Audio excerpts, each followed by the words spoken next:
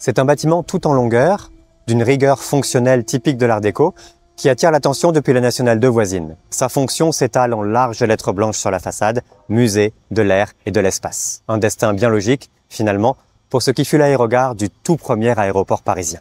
Allez, venez, je vous emmène.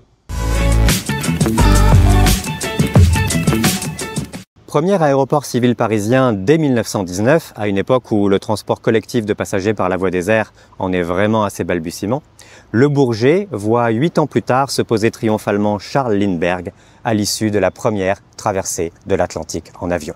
En 1937 est construite l'aérogare actuelle pour faire face à la croissance du trafic.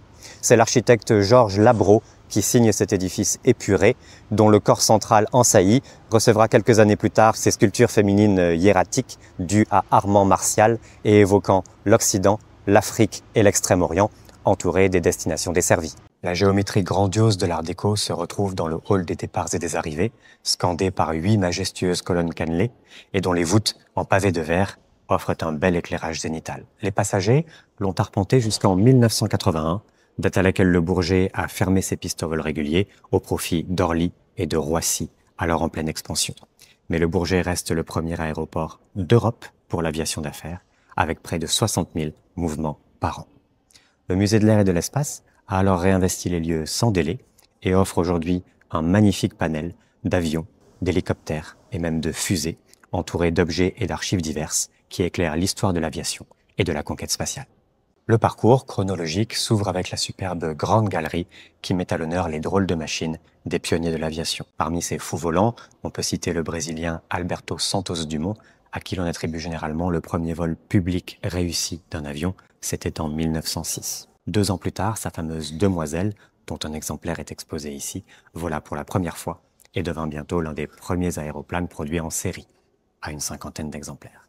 De là, on déroule le fil de l'histoire, avec par exemple ce Nieuport, l'un des avions de chasse les plus emblématiques de la Première Guerre mondiale. Ou encore cet hélicoptère pour le moins expérimental, il faut dire qu'il date de 1925. Ou bien encore, beaucoup plus proche de nous, ce prototype du Mirage, sûrement le plus célèbre des avions militaires français. Mais la visite ne s'arrête pas là.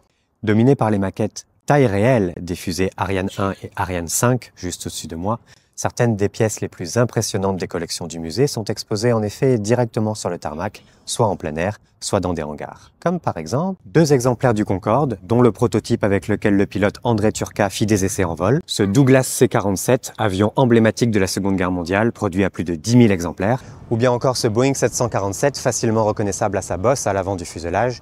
Il est resté l'avion de passagers le plus capacitaire du monde pendant près de 40 ans, avant d'être détrôné par l'A380.